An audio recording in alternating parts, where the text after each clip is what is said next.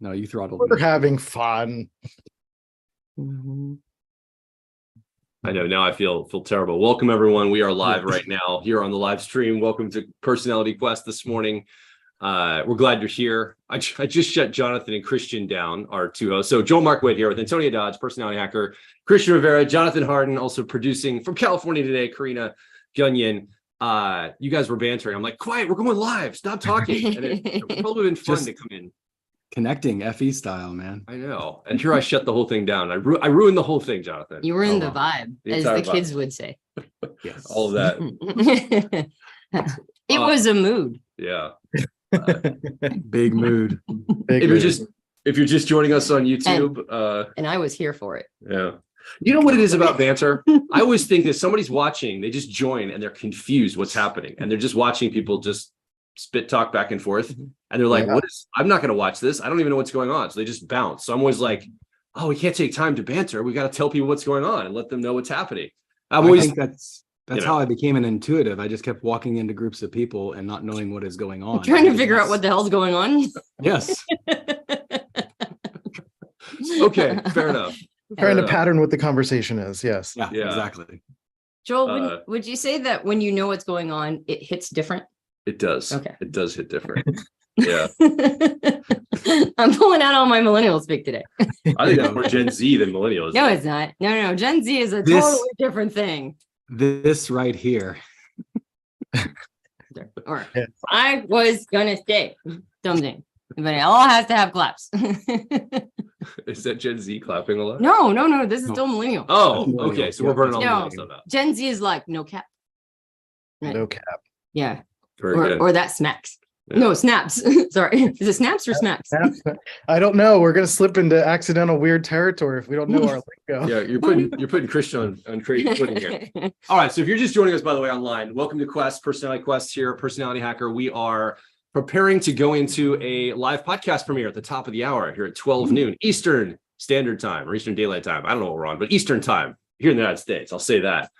For wherever you are in the world, do the math, but it's still top of the hour, most likely, unless you live like somewhere in Nova Scotia, where your time zones are on the half-hour mark, which doesn't make any sense to me. I have no idea how you would even manage syncing up with the rest of the world. That seems bizarre and challenging. Those are the Enneagram 4 time zones. Yeah. They're like, we're just different. ISFP and Enneagram 4s all live in the half-hour in the half-hour time zones. Or something like that. Yeah. I don't know. Today, we're going to be talking on the show about intuition. And we're going to be talking about the two Jungian cognitive functions of intuition.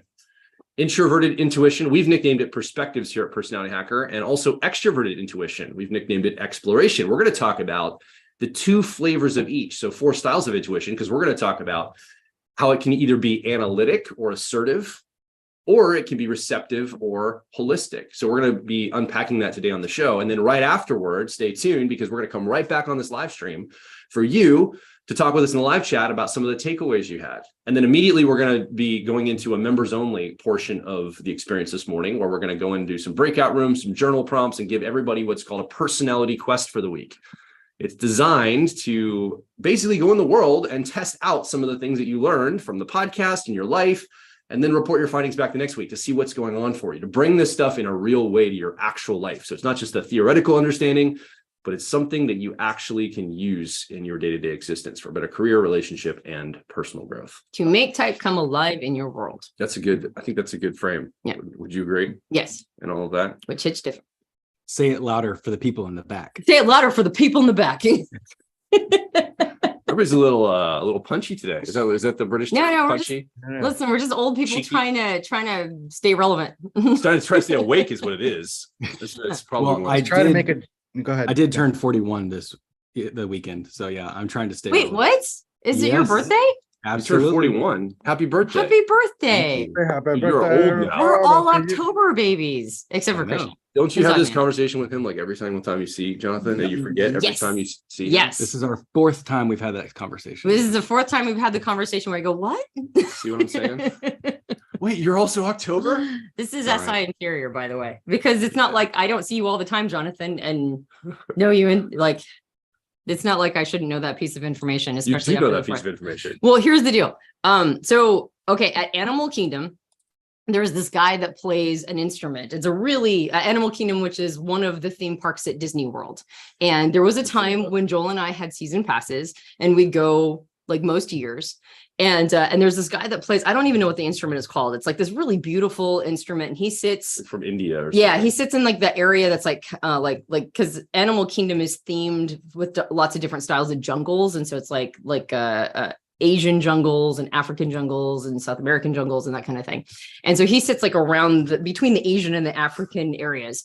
And he plays this really beautiful Indian instrument. I don't know the name of it. And the first time I was like transfixed by it. So I like walked up to him and I was like listening. And when he stopped, we had this conversation and discovered he was actually we were living in Somerset, Pennsylvania at the time. And he's from Latrobe, which is like a 45-minute drive away from us. And it was like, oh my gosh, that's so crazy. And so we talked about how much we had in common and how he had how he had discovered this instrument. And like, it was all this thing. Okay. So fast forward 1 year.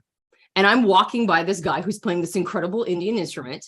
And I'm like, that's amazing. And I become transfixed by it. And I walk up and I like start having a conversation and we discover, oh my gosh, he's from Latrobe and I'm from Somerset. And like a vague familiarity kind of crosses both of us. I think like just from his feel, it feels like he was an INFP, but of course he has a gajillion people he sees every day, right? Because he's in Disney. So the burden is not on him to remember me, right? But I'm like we had this weird vague, like, have we had this conversation before? But we just didn't say anything. We moved on. Fast forward a year. I walk by this dude playing this Indian instrument. I become transfixed by it. I walk up. We have the exact same conversation. I walk away. I'm like, oh my God, I've had that conversation 3 times with that dude. Well, you remembered after the third time. After the third time, I was like, okay, remember you have this conversation every year. That is a beautiful story. Oh my gosh. Is it beautiful or is it just really prototypical? Illustrative. Very illustrative. Well, I I mean, think it deja is. vu might just be inferior introverted sensing. I don't know. Yes. Yeah. There's a little mysticism in that too. I think it's very cool. Yeah. I was But going to the say that's funny- probably where reincarnation comes from. It's like, I feel like we know each other from a past life. Reincarnation was a philosophy developed by some ENP that couldn't explain all the weird phenomena. Uh-huh. I'm just having these experiences over and over. They're like, this had to have been in a past life. It's like, no, it was last Tuesday. And Perfect. and it happened the Tuesday before that too. No. Another life. So yeah. It is almost spiritual how badly your memory is. It's pretty bad. It's weird. It's amazing how you can't remember anything, like at all. I remember information. Yeah. Does that count? Well, I mean, I guess it's apt because we're going to be talking about intuition today. I can't even say that word. What in the world? I don't know what's going on with me. I couldn't say intuition, but we're going to be talking about that today. And often intuitives are not as focused on memories. Now we can be, I think, but often it's not like the focus point of our lives. We're usually looking for the idea, the new ideas and things like that. So do you have a terrible memory? Do both of you have terrible memories? And by the way, if you're watching online, put in the chat how great of a memory you have. Also where you're from. I'd love to hear where people are from all over the world. But yeah, put in the chat your memory. I would be curious about that. And if you're intuitive or not. Because I'm trying to do I'm doing a scientific study here on the YouTube live stream. That's right. This is all science. I trust science. This will be I'm gonna do a science. this is counted towards course credit because this is legit science. All of that. If you're just joining us, by the way, welcome to Personality Quest. I pulled up my notes here so I can read this because I think this is a really great way to say it. Personality Quest is a weekly community experience for coaches, helpers, healers, and leaders of tomorrow. It's designed to provide a sanctuary for empathetic and wise souls to elevate your impact. So we're creating this to help people who help people. Because my theory is, because I've talked to our internal team, I know our profile training students and personality life path students and many people in our ecosystem, and often pretty much any client or student that comes from, you know what the most common story is? Almost like 100%. They go, I am the person in my social group that everybody comes to it for advice. Or I'm the person in my social group that has advice to offer that no one comes to ask because I got the solution because I know this stuff. It's one of those two. It's almost always like 100% down the line. So if you're listening or watching right now, think about that. Are you the person that's the advice giver in your world? Whether you're an actual professional coach, you do this for a living, or you're in the HR department at work, or you're a manager at work, or maybe you've got a special skill. I don't know, maybe you're just a stay-at-home parent and you are the person that all the other parents in the neighborhood come to. Like, it's weird how many people in our ecosystem are the advice giver in their world. And so I'm thinking to myself, who's supporting the advice givers? Who's helping you as an advice giver come alongside you every week and be part of the experience? And who's helping support and tune you into yourself? Because if other people need you, then you need other people. So that's what this tribe of like minds is here for on Quest. I think it's going to be a really great experience as we continue to build this week in and week out together and launch on these quests, these personality quests. Yeah. Anyway, I think it's kind of, I mean, that's an interesting sort of mini segue, because for me, intuition's my auxiliary, my second function, and it's my parent archetype. So that's the function that I use to give advice or to help people or to help people brainstorm or throw in new ideas, or like what I'm doing, trying to transition into expanding the scope of what we're talking about a little bit. And I think with this series, it's interesting to think about what your secondary function is, and if that, how that relates to how you give advice. So like next week's going to be about thinking, and after that's feeling, like, so I'm curious about you, Jonathan, like, since we only have a few minutes left, like, does that really, the idea of the parent function for you and your intuition, and this series, like being an advice giver, does that resonate with you? And do you usually pull from the introverted intuition to do that? Yes. I can even remember as a kid trying to parent people with my introverted intuition, whether it's helping them see things from a different view or reframing, or getting very clever with imagery and metaphors just to make sense and meaning out of life. And so that, you have a relationship between the mundane, but you also have a concept of something bigger than yourself. Mm-hmm. Yeah, I can remember doing that even as a kid, and tempering it too now as an adult, realizing that, integrating introverted sensing, which is not about meaning making, it's about experiencing. That's been helpful too. Like with your third function, a lot of people have introverted memory or a sensing process, and sometimes it is about making meaning, and sometimes it's just about having the experience and moving on. Yeah, I mean, for me with the introverted sensing, like I'm always trying to pull from examples when I'm giving advice, not to success every time. Sometimes it's a little clunky, but I feel like I'm always trying to pay attention to like sense impressions around me so that I can use them as like patterning examples between like disparate things. Just like this is kind of like this is kind of like this. I'm always trying to pull that from that. So I think paying attention to this episode for me is going to be me paying attention to how introverted sensing that was last week, how intuition is going to be informed by what I learned last week with my introverted sensing, and how my intuition is going to be able to be propelled forward with that.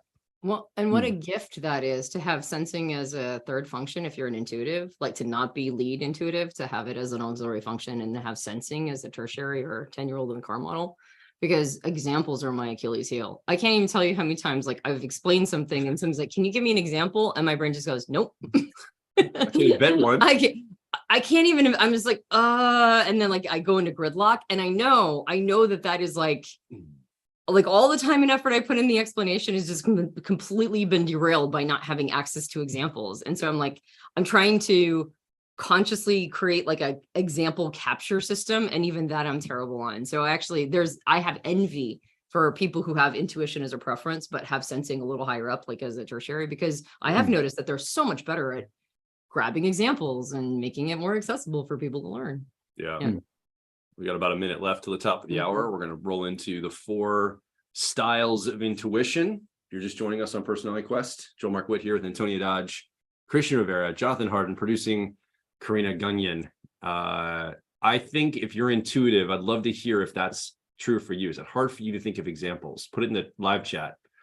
And if you're a sensor, if you identify with sensing preferences, are you able to come up with examples pretty easily? Or is it a challenge for you too? Like, I'd love to hear from people. I'm an intuitive. Examples are easy for me. Or, man, I'm struggling with those. They're really hard for me to pull out.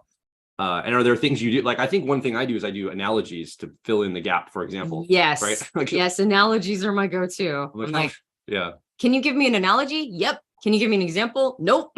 Yeah, that's how it feels. That's how I cover it. All right. It is the top of the hour. We're going to be back, though, right after this episode ends with you here in the live stream.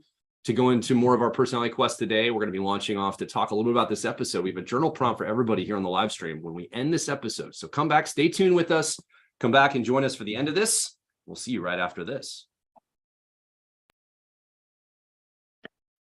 I as soon as I saw all this, I was really worried that I've been describing extroverted intuition in an overly holistic manner. Yeah. I was like worried about that. I'm like, oh no. But fortunately, I've had enough of you in my life to be able. Enough of you. I've had enough of you in my life, Joel. to I've heard know that before. There are other ways that it can show up. Hi, welcome back to the Personality Hacker Podcast. My name is Joel Mark Witt. And I'm Antonia Dodge. We are rolling along in a short series. We're in episode number 2 out of a 4-part series, talking about the analytic or holistic energies of the Jungian cognitive functions. Boy, doesn't that sound technical and hard to understand if you're uninitiated. What do we mean by that? It's a mouthful. Yeah, so in personality types, the Myers-Briggs system particularly, our 4-letter code, like for example, my type preference is ENFP. That's just a decoder ring to talk about the mental wiring of my mind, how I learn information, how I make decisions. It's the end of it, right? Like that's really what it shows me. And those processes I use are technically called cognitive functions, the way that I learn information, make decisions. And there's some qualitative nature to this that we're talking about on this episode and this series. And we're continuing along. Last week, we talked about the sensing cognitive functions. These are the functions preferred by SPs in the Myers-Briggs system or SJs in the Myers-Briggs system. Both extroverted sensing, we've nicknamed it sensation, or introverted sensing, we've nicknamed it memory. We unpacked those functions and talked about the analytic or holistic expression of each of those last week on the show. This week, I want to turn toward intuition. Antonia, That's right. talk a little about the nuance of these cognitive functions. Right. And I do want to piggyback on what you just said. They are the functions preferred by SP and SJ types. Last week's were. Yes. Extroverted sensing sensation, introverted sensing or memory, but all of us use them. That's right. And that's a premise of this series. That's right. So there is the reason why we're doing this series, and I just want to, if you weren't able to listen to last week's, we're going to go over a couple of things that are relevant, even though we highly recommend watching or listening to last week's episode because it gives quite a bit of context. Yeah. But there tends to be a one-sided definition of these Jungian functions that we pick up, particularly for functions that if you are new to type and you're just learning the car model that are not in our car, or if you are into type and you understand things a little bit more technical, what Dr. John Beebe calls our egosyntonic functions, meaning that the functions that we identify with, so the first 4, we have a tendency to, the further down a function is in our cognitive function stack, or the less quote unquote egosyntonic it is, the more we have a tendency to see it very one-sidedly. We might get examples in our life or people who are of a certain best fit type, and we associate their usage of the function with the function itself, and we can be kind of inaccurate, actually. We can get the wrong impression of a function if we only see it from one angle. And what we're talking about in this series is that each of the functions can be married to what you just mentioned, an analytic or a holistic expression. Now, these have their own characteristics and qualities that follow them, meaning that as people, we have a tendency to have a preference for either an analytic energy or expression, or a holistic energy or expression. And when we take the character in general, in our lives in general. Exactly. Yeah. And when we bring those energies and expressions and marry them to specific types, there's almost like an alchemical response that happens, and the function takes on a slightly different quality, or it's really understanding the whole breadth and territory of every function and all the different ways that it can show up. Now, when a function is one of our preferred functions, right, particularly the first 2, the driver or co-pilot in the car model, or the dominant auxiliary in more technical terms, the more likely we are to have access to both sides. Now, Yeah, I just want to mention, if you're new and you're like, I'm already lost, Antonia, what are you talking about? Car models, functions, cognitive what? We understand this can be complex and deep sometimes, especially if you're new. Head over to personalityhacker.com, look up the car model. It's a great framework. It's a metaphor we use to explain how these cognitive functions show up for you and your personality. Everybody's personality has a little bit different way that these show up for them. Different functions show up. And that's just a great framework. We're talking about after you know how these show up for you, Right. the qualitative nature of them. So we're not talking about the very functions themselves. We're talking about the qualitative nature of your functions and your personality. Right. So head over to personality.com and look at the car model for type. And the other thing you can also do is, I just want to mention this too, we're doing personality quests every week, which are a gathering of a tribe of like-minded people coming together live to experience the podcast, but directly afterwards, a membership program. We talk about the podcast, we unpack some learning, ask questions, discuss any things that were unclear for someone. And then we do some journal prompts and we give a challenge for that week for everyone to go try in their real life to make personality type come alive for us. Right. So it's visceral, it's real. It's not just theory. So if you're confused, those are 2 access points to get a little further into this without having to feel so overwhelmed with the material. Right. Now, if you're a little more advanced, you can hang with us here. And we're going to go deep into these intuitive functions in just a moment, as we explained more, Antonia, in the general sense. But I want to give those reference points for people that might be new. Yeah, thank you. We want to make sure that type is accessible to all. So it doesn't matter where you come in and do a process. Yep. We want to make sure that it can come alive for you. So that said, So you were talking about in the general, we have more of an assertive or analytic view of the world in our personhood, not even in our personality type. Set that aside for a second, or more of a receptive or holistic view of the world. Right. Oh, way I we was approach talking the world. about the more like if it's one of your preferred functions. Yeah. You probably can play both sides. Yeah. Right. Especially your first or dominant function in particular. You probably have access to both the analytic version of the function and the holistic version of the function. So if you're listening and you're like, I do both, it's like, well, yeah, that's not uncommon. Yeah. And so we do have a tendency to go one direction or the other, though, because of our life experiences. And the nurture part of type is usually which side was the more acceptable to your environment, which one you got the more rewards for, which one felt the more like you could get away with it. So in those terms, or maybe even which one was modeled for you in the people in your family or your life. So depending upon all of those circumstances, you probably, like most people, lean one side or the other. For some people, it's totally one-sided. It's the case for me. I tend to be very one-sidedly holistic. Yeah. And so if you are more one-sided, this information is really nice because it explains some of the traits that you can develop on the other side. And that is a version of one-sidedness when you only can access either the analytic or the holistic version of a function. But there's also opportunities not only for growth in your first 2 functions, but also opportunities for growth in other functions.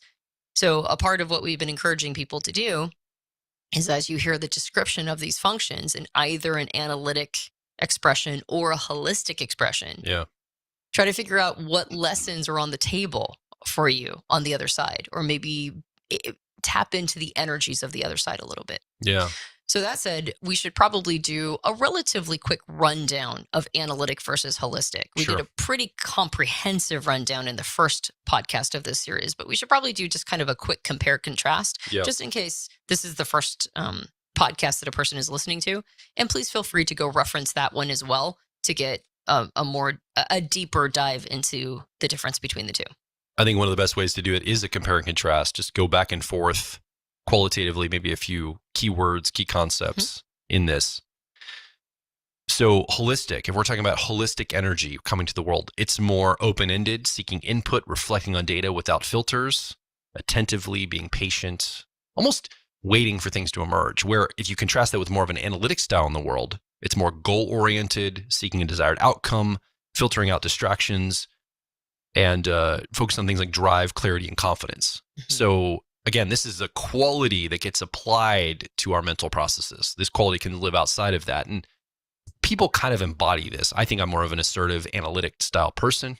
Antonia, you would probably identify as a holistic, more receptive style person. And that's just in a general sense, not even when we get to our cognitive functions. Right. Yeah, exactly. Are you trying to make things happen, or are you sort of waiting for things to happen? Allowing them to emerge. Allowing them to emerge. Exactly. And the analytic is the make things happen, and the holistic is allowing them to emerge. Exactly. Yeah. And so there's a couple other things in there. Analytic styles tend to be more visual and visual spatial, particularly in their problem solving. Yeah. Holistic tend to be more auditory and more narrative focused. Analytics also are more literal thinkers, whereas holistics tend to be more figurative thinkers. Yeah. This is separate from functions, by the way, or type. This is just the energies of analytic and holistic. Analytic styles are more comfortable working in hierarchies and setting up leaderships. Yeah. Holistic tend to be more egalitarian and want to just sort of cooperate with everybody. And there's more attention to word content, facts, rules, methods, numbers, deductions, labels, specific, those kinds of specifics. Yeah. And then cutting out everything that is a distraction for an analytic. So analytic tends to just focus on the relevant information and is very keyed into those things and cutting all the other stuff out. It makes so much sense to me. Yeah. What's up with you holistic people? I know, right? Like, take it all into account. Crazy. Just distraction after distraction. Right. And holistic thinkers tend to go the opposite direction. Yeah. They're keyed in on the whole thing, right? Regardless of whether or not it's considered relevant, because who knows what could be relevant, correct? Yeah. So Dario, in his new book that we highly recommend picking up a copy if it's not quite out yet, because we have early, we have early chapters. We got the hookup. We got the hookup. The book is Decode Your Personality, 64 Brain-Based Subtypes to Go Beyond Myers-Briggs. And that's a new book coming out, and we highly recommend it. Dario is a dear friend, and we realized when we read the chapter, he even gave us a nod. Yeah. Yeah, he talks about us in the book a little bit, which is fun. So he gives the illustration of a person watching a play. An analytic person would probably be more tuned into whoever's like the main character or what is going on stage and the relevant actions. Whereas a holistic might be paying attention to what's going on stage, but also what's going on off stage and what's going on around them. Like the holistic is taking in the much bigger territory, but maybe not keyed into things that should be keyed into. Yeah. Whereas an analytic might be overly keyed in and not paying attention to other pieces of information. We could also share focus as a way to understand this. Focused on a single point. Maybe you're meditating and you're looking at a single point on the wall and your eyes are just fixated on that. And you're removing all the peripheral and you're focused on that single point. Or maybe you're doing a Shambhala meditation where you're lidding your eyes a little bit and you're more diffused and you're just taking a lot into the peripheral, but you're not focused on anything singular thing in your life or what you're seeing. Yep. So that's the energy. Right. I think those two different styles of meditation are a great illustration of how the focus works. Also, Dario didn't just develop this in isolation. This comes from both his work, also the work of Dr. Viktor Golenko, works with socionics in Europe, but he's also done a lot of things with subtypes. Some of the names that Dario uses for subtypes come from Viktor with permission. Also tuning into Helen Fisher's work with neurotransmitters, so dopamine, testosterone, estrogen, serotonin, these things. And then also Dario's brain imaging EEG scanning. Right. So he's mapping certain subtypes and certain ways that these holistic analytic energies come out in us watching the brain scans show up. So, triangulating all this information and data is where we come up with these concepts, and you can actually see them in brain scans in people. Yep. So now we're going to take the analytic and holistic in general, these energies, these flavorings, and we're going to apply them to the cognitive functions inside of our personality. It's important to know that this is not a personality type. You're not stuck with one of these energies. This is an expression of your cognitive functions. So you can express both and or one side. You can train yourself to express both sides. Much more flexibility here than maybe the hardwiring of your mind, your cognitive function level. This is more about how you perform it out. Right. And so I think that's also important is there's some flexibility. And in fact, there's actually exercises and things you can do with like breath work to get into these different states. So as we apply this thinking of analytic holistic to two functions today, just keep that in mind. There's a lot of flexibility and variance inside your personality. And no matter where these functions fall for you, tune into the self and say, okay, which way does this function go for me? Does it lean more analytic? Does it lean more holistic? It'd be great information for you to know about yourself. Mm-hmm. Yeah, it's not pre-wired. Yep. Right. Unlike cognitive functions, which we suspect are our preference for functions is pre-wired. how they're showing up in these energies, it's not pre-wired. This is probably the nurture aspect of type. Mm-hmm. That's what we suspect. And yeah, there's a lot of opportunity for growth woven into here. So let's talk about extroverted intuition or exploration, since we're talking about the two intuitive functions, and how are they? How does the analytic versus the holistic expression come forth? What's really convenient is that you lead with extroverted intuition or exploration as an ENFP. That's right. And you have a preference, as you've said many times, for the analytic version. I also lead with extroverted intuition or exploration as an ENTP, but my preferences are holistic. So obviously there's not a one-to-one association with whether or not a person is a feeler or a thinker. Yeah. And I think that's really relevant. I think this was where some mistypes come in a lot of times, is that there is an assumption that feeling types are automatically going to have a more holistic expression of intuition, and that thinking types are going to have a more analytic version. But that is not correct. That is not accurate as expressed by you and I. You're the feeler, you're the analytic, I'm the thinker, I'm the holistic. So there is a lot of, I think, variety that starts to pop up there, because you can be any combination of type and have one of these preferences go one way or the other. But we talked about last week, if you're a type content creator and you're developing material around personality types, you're probably going to write about these in a more analytic way, because there's more definition around it. There's less variance. It's less diffused. It's more pointed, and you're going to look for examples that make sense from a analytic framework. So we're probably going to look and see in most type materials, maybe even our own book we have, talking about these functions more from an analytic standpoint, and not always accommodate the holistic side of things. Or maybe it's the opposite. Or maybe it's intuitive process. Maybe we do the opposite, like introverted intuition or something. I as soon as I saw all this, I was really worried that I've been describing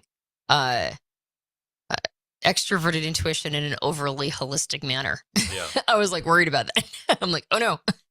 But fortunately, I've had enough of you in my life to be able. Enough of you. I've had enough of you in my life, Joel. To I've heard know that before. There are other ways that it can show up. So, all right, extroverted intuition or exploration is a function itself. Yep. All right, so this is a function that perceives patterns in the outside world. Right? There's an expectant nature to it. It's always looking for the what ifs and the possibilities, and it's seeing how things connect.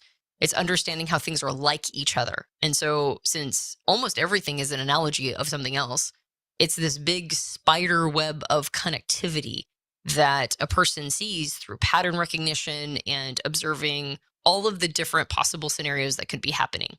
So it's not necessarily looking into the future to try to be prescient, right? It's not trying to predict the future. It's trying to see all the possibilities of the future, all the different ways that something could go. Yeah. And so take that energy and now apply it in an analytic way, which is goal-oriented and assertive and trying to make something happen. This is what Dario has decided to call the marketer, all right? This is possibilities that you're trying to make happen. This is, he mentions in his new book, it's like the Barnum and Bailey circus marketer. I like to say are making happen, not just trying. Yeah. Right. Well, and that bears it out, right? That bears out the analytic nature of it. Exactly. It's like it's a possibility, and it's all these possibilities, and we're not 100% sure how it's all going to pan out, but we just know it's going to be awesome, right? So you bring a bunch of people and gather them to a circus, and it's going to be a different show every night. Right? Even if you've got something planned out, even if you've got the elephants here and the clowns here and the tightrope walker here, it's still going to be a different show every single night. It's like our quest calls. Right. We have the clowns and the elephants, and it's a different time experience every single week. That's right. Yeah, exactly. And you're the person who had the vision for the quest calls, right? And you're a person, I mean, most of what we do, it's because Joel had an idea, right? He's like, okay, this is how it's going to look, right? And I've gotten so used to you telling me all of these different visions. And I would say you probably sell me at least 12 ideas a day. Yeah. And it's our job to figure out which one is the good one, all right? Because they come to you so quickly. And each one has an energy behind it. I'm on the hunt for them. And they're not just coming to me. I'm actually actively trying to connect things in the outer world and make things match up. And I'm doing this almost in a proactive, assertive way, which is that analytic style. Yep. And here's the other big thing is you're trying to recruit other people to get on board with you. And I'm frustrated when they can't connect as fast as I can. I'm like, what's wrong? Why can't you see this? Why can't you connect this quickly and help me talk about it? Yeah. Because they're waiting. Maybe they're just wired. First of all, they may not even be exploration and extroverted intuition. But second, they may not be like you. Sometimes I'm frustrated with you that you're not going fast enough and making the connections fast enough along with me. Now you can keep up, but sometimes you want to slow the process down and be more emergent with it. Yeah, I don't see it until it emerges. Yeah. Right. Whereas you, it's not even that you see it, it's that you have an inkling of it. Right. Like there's a lot of visions that you've had that you actually don't know what it's going to look like on the other side. You just have this energy for heading a certain direction. And we've oftentimes described extroverted intuition or exploration as like laying the train tracks in front of the train while it's in motion. And I think that the way that you vision things in the future is very much like that. And you'll get people to be on board where they'll make life changes around it. They'll like change their life to follow a vision that you are assembling as the train is in motion. and there's no hesitancy. There was a really lovely distinction that Dario made in the recent book where he said, it's not about being dangerous, right? Extroverted sensing or sensation has a tendency, particularly the analytic version, to court danger, like physical danger. It has a lot of certainty around its ability to handle that. It's the preferred functions of SPs. Exactly. Yep. Exactly. Whereas extroverted intuition is more capable of dealing with he says uncertainty, but it's kind of like not knowing how it's all going to pan out. Like it's the uncertainty of not knowing exactly what it's going to look like and being open to it shifting and changing and being disrupted and having to roll with the punches, but still heading that direction and having a lot of faith in oneself, right? Heading that direction. And so it has to be a marketer because it has to sell people on an idea that isn't manifested yet. It's got to convince people that this is a good thing and we'll all know it when we finally get there. And there's a carbonating effect to it. I observe you talking to people about some of your ideas and people get all carbonated and they go, yeah, let's go do it. And then you're like, whoa, I'm not making any promises. I'm just idea generating here. Like sometimes you sell people an idea that you're not sold on yourself and yet people catch a vision. Yeah, no, that's absolutely what happens all the time. And I think that point of really not exactly knowing where it's going to end up, but feeling confident in moving toward it anyway, that really resonates. Like, because I don't always know where it's going to end up. And again, we're talking about me from my very specific personal expression of this. Yes, that's true. You know, you might be in an ENB or you might be any type tuned into this. And anytime you're in the possibility thinking, your imaginative what if scenarios, what is this for you? Is this more of that assertive? You're kind of like, you're seeing something, an inkling of it. You just immediately start moving toward it. Like I take action for those inklings. I don't wait for them to all shape up. I just start getting into motion. And I've learned that the more I get into motion, the more clarity happens for me. Right. And it gets really clear as I just start to move toward it. Right. And so part of the assertiveness is it's a drawing toward the clarity that comes. Right. I'm not sitting back and waiting for all the clarity to emerge in my mind before I take action. I start taking action even with the smallest gut level or pattern that I can kind of see. Yeah. And there is a drive behind it, right? There's a sense that you might not have it all figured out, but you will figure it out while in motion. And so there's not a lot of receptivity to other voices or ideas. Like you love a good brainstorming session and you love it when people will throw ideas at you and help you clarify your concepts. But when it comes to taking action, it's really hard to derail you once once you see something emerging, once you've got that purpose in front of you. And so there's not a lot of receptivity to what is emerging. There's a direction. and we're going to head this direction and we're going to make it happen. Well, I think there's a bulldozing nature. Once the clarity is there, it's y'all need to catch up because I can see it now that we've moved toward it, and I can't be patient too much longer. Everybody needs to catch up to this because I can see it real clear now, and we got to get on board. Yeah. So from your standpoint, the holistic side of this, how do you experience your extrovert intuition or exploration?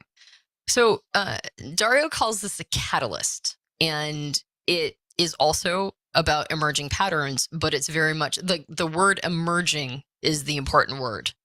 It's way more about observing possibilities as they're manifesting in front of you, right? It's not a make a possibility happen. It's seeing the possibilities around you, even if they are not relevant. It's that diffused high peripheral viewpoint. I call it getting distracted. Yeah. Yes, it's very Look at all these distractible. possibilities. Like, yeah, I know, but we got to get on this one. Exactly. It's the it's sitting there and watching two people have a conversation outside of your earshot and imagining all the different things they could be talking about. Yeah. It's hearing somebody start telling you what's going on for them and having it become clear as they're talking. I thought this was a really cool illustration or metaphor. Is he said it's kind of like seeing a Jenga game set up in front of you, and knowing that you can take one of the little pieces, the Jenga pieces out, and it won't collapse the structure, but that's the piece of gold, right? And then realizing it's gold. It's sort of seeing something in front of you and understanding the pattern of it enough to instinctively poke the right places and instinctively ask the right questions so that the right information comes in order to see a big pattern hit you. It's almost like patterns are hitting you in the moment as you're engaging with something.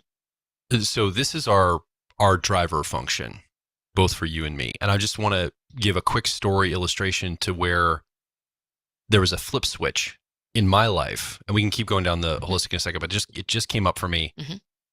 So we were doing just a couple weekends ago, we were doing our personality life path mentorship program. We do 8 weeks virtually where we talk all the 8 functions. We have people test in real life and all this. And then we do a 3-day live event. At the live event, we do workshop, and everybody gets a piece of work, the small group that's there. It's kind of a small group workshop. And I remember working with one individual there that I had a very marketer, extrovert intuition or exploration, a very analytic. I thought based on some stuff we talked about through the weekend, we got to this person's piece of work, and I had an idea of exactly where it's going to go. I think I kind of know where I'm going to direct the conversation. I'm going to steer it. I think I know what this person possibly wants. So I already came with a top-down thinking into this conversation and into the help with this person. And within probably about 10, 15 minutes, I all of a sudden realized I'm trying to push my idea of what they need in this scenario here. It's through dialogue and verbal, whatever, and it's not working. Like I'm trying to get a result. And something happened to where I kind of just backed up and I diffused my energy in the moment. And what was crazy is I immediately tuned into what was actually going on for the person. It emerged in front of me and actually got them up, and we're doing some role playing and workshopping some past family stuff and all this. It was a very visceral experience embodied where we're doing play acting and there's, tapping into emotions that were really hard to access for them and all this stuff that I'm bringing but I didn't bring that initially. I brought my more analytic self to the table. And knowing more about type to lean into that holistic, I was able to show up for the person, not leading it, not guiding it, not trying to direct them where I want them to go, but being responsive to where they need to go. And then bringing my whole self to that and saying, okay, based on what I'm seeing, all these little pieces here, I'm going to abandon ship on what I think is needed here. I'm going to work with the energy here. And it was so much more powerful. Oh my goodness. I was able to lean into that energy. So the only reason I bring that up is to say, there's so much power in ourselves that we're not even tapping often when we're leaning one way or the other that you're basically speaking to here is we can flex and flow between these two energies. Yeah. If you're more of that, marketer, extrovert intuition or exploration, there's an opportunity for you to lean more into this holistic nature of it. Yeah. Well, I think holistic extroverted intuition is how we channel, like that concept of channeling. Where I don't know what it is, and I don't know if a person thinks it's a real thing. I just know that as somebody who uses holistic extroverted intuition, I'm available for channeling. And it happens at live events. That's what happened in that experience for me. I can't even remember what happened. Like, Yes. I don't have any memory of it because I was in so much the moment Right. and I was so receptive Yes. once my agenda got pushed away. That's right. Yeah. Once you're receiving the pattern, Mhm. then it's like you're receiving patterns. It's like something is downloading patterns to you. And I think it takes a ability to really tap into that holistic extroverted intuition in order to be able to experience the magic. Yeah. Dario references Amelie. I don't know if you, the listener, has watched this movie. I highly recommend it. It's a lovely, lovely French romance where I don't know the type of the main character, but I'm pretty sure it doesn't matter what her type is. She's using holistic extroverted intuition throughout the entire movie. And that means that everything is just a little magical in her world. Like she gets to see all the magic and she receives magic. And then she does these little subtle things to set up magic for other people. And I think that's another component of the holistic version of this function, is that unlike the analytic version, which is more likely to promote one's own ideas, the holistic version is more likely to promote other people. They're more likely to be a little bit more like the thing that gets promoted isn't necessarily their idea, it's the world's idea, if that makes sense. It's like, it's sort of the pattern of what's going on around them. Yeah. And so there's magic everywhere. You just have to be almost like still enough or quiet enough to receive it. And so I think in our podcasts, we've had people tell us multiple times that they can see your extroverted intuition, but they can't see mine. And I think it's because the holistic version tends to be like you have to sort of be tuned into it. More discreet. Yeah, it's quieter. It's a lot quieter. And I use more introverted thinking in the podcast than I use extroverted intuition. And in part, and here's the funny thing, and I don't know if it's our types. I don't know if it's the version of our functions that we're using. I don't know if it's our Enneagram types. I don't know what the deal is. But I love banter. I love banter. And you do not. You're not a person who's ever really picked up on banter. And I would say that the most analytic extroverted intuition I get is when I'm bantering, right? When I'm in a banter with somebody. And you and I have just never figured out banter. We just never have. It's just a thing that even though both of us are ENPs and we're fantastic in a whiteboard session, that banter thing is just, it's like a disconnect. You think that's analytic? I would say that's more holistic, extrovert intuition, exploration, because it doesn't feel like agenda. It might just be. feels so wasteful and probably right. pointless. Oh, see, I was trying to claim an analytic thing. I'm like, it's just like, I mean, No, you're right. You're totally right. some banter, but then it's like, you just keep riffing and it's like, where are we going with this, guys? Are we going to come back to center and get onto something? You're right. You're right. It is a holistic. Christian did you do this a lot together. Our producer, art director, media, he was on the show last couple of weeks or whatever. You and he will get in this like bantery and I'm just like, can we please get to it, guys? This is such a waste of time. Can we get back to this? I know. Well, it's not a waste of time if I know when it's going to end, but it's like, it just keeps going and just never has a point. And Because banter is its own reward, sir. It's its own reward. I sound like an old guy, like these kids bantering, dang them all. That's right. They're making potholes in the roads from their banter. Like Homer Simpson's father, Yeah. Grandpa Simpson. That's right. Shaking an angry fist at this guy. About banter. All the banter. Yeah, exactly. And so, yeah, there's see, we just did a little bit of banter there and I lit up. So I did a good job too. Good job. Right here. That's right. So there tends to be more introverted thinking in the podcast for me. And I also feel an obligation to articulate. Yeah. Right. Like I'm introverted thinking second function in Dr. John Beebe's model. That's a parent function. And so it's like my job to articulate as well as I possibly can all of these concepts. Mm-hmm. So I tend to actually not be an extroverted intuition as much, except my just gut level total faith and belief in myself that the next word is going to be the right word to say. Yeah. Right. It's my job is to be articulate and precise. And it's my intuition's job to make sure that the words line up the way they need to line up. I just trust my intuition's ability to do that. So I'm not doing as much channeling in the podcast. I'm doing more precision articulation work, but in almost everything else, it's like holistic extroverted intuition is my bread and butter. It's just the thing that I do. Yeah. Much to people's chagrin, because here's the deal. here's good and bad things that come out of all of this. The challenge with the analytic version of extroverted intuition or exploration, which is why you want to be able to have both sides, is like you said, there can be kind of a bullying aspect to it. And if the ideas aren't solid or sound, or if the user is immature and is not able to follow through, they can, they're selling farms to people that they don't have deeds to, right? Like that's when the con man stereotype comes out. Getting everybody super excited about an idea that one has no intention of manifesting is a dangerous proposition.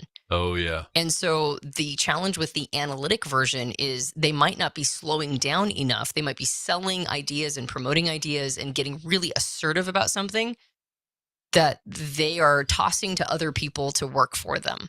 And that can be a real problem. The character Saul Goodman in Better Call Saul is a prime example of an analytic extroverted intuition user who's kind of messed up his life around it. Yeah. Yeah. The challenge with a holistic version is that it can be a little lazy, right? And I think we're going to see a match on the introverted intuition side too. But the holistic version of extroverted intuition can be a little bit too passive. It can not get things done. It can sort of let life happen to them. And there can be this almost otherworldly magic thinking, right? Like the universe. I don't know how many times a day I say, the universe will handle it, right? I'm like, will it? Is the universe even really a thing beyond just a bunch of plasma and space between stars? Like those dirty dishes, the universe will handle it. This is handle it, right? It's like something's got my back. It's just this weird faith. Like I said, I know that every word is going to be the right word, except that it's not working right now. But the next right word, right?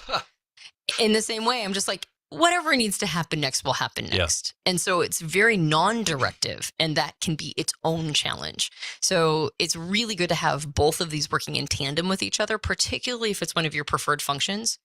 And if it's not a preferred function, if you're not an NP type, which side do you have a tendency to trend towards? And I would say that a lot of people are holistic, extroverted intuition. Yeah. Right? They really struggle to sell an idea. They really struggle to market and promote themselves.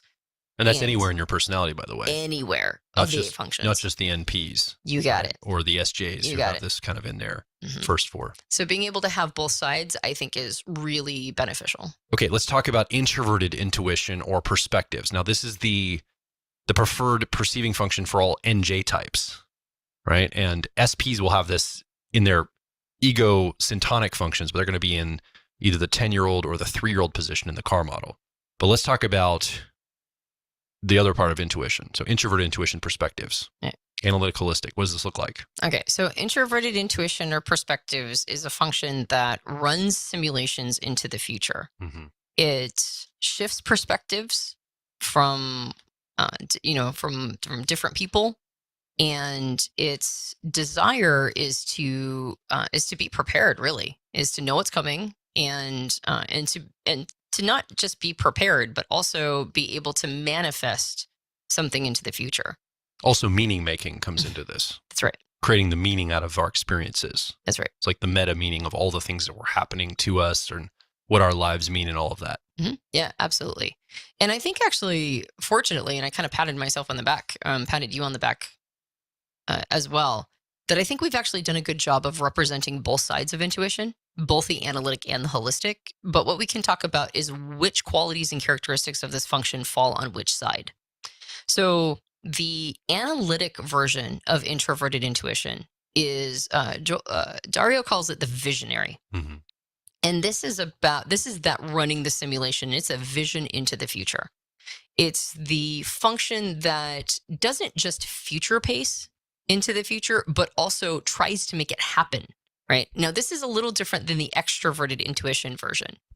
That version is seeing all the different possibilities and doesn't really have a clear idea, just has like sort of a sense, right? This is going to be a big thing. I can feel it. I know it's going to be a big deal. And all of us need to get on board to focus on this possibility, and we'll all get to see what it is when we get there. Yeah. That's more of the extroverted intuition version. The introverted intuition version is a lot more buttoned up, right? It's not just deciding a vision. It's like running a simulation of the most likely future. All right. So it does see it into, right? It's cutting things out that are possibilities that would be disruptions. Things that could happen are not as interesting. What will happen is more interesting. And once a vision is created running these simulations, there is some variance, right? There's like, well, it could go down this way, but it could also go down this way. And all we'd have to do is maybe just do a couple different tweaks.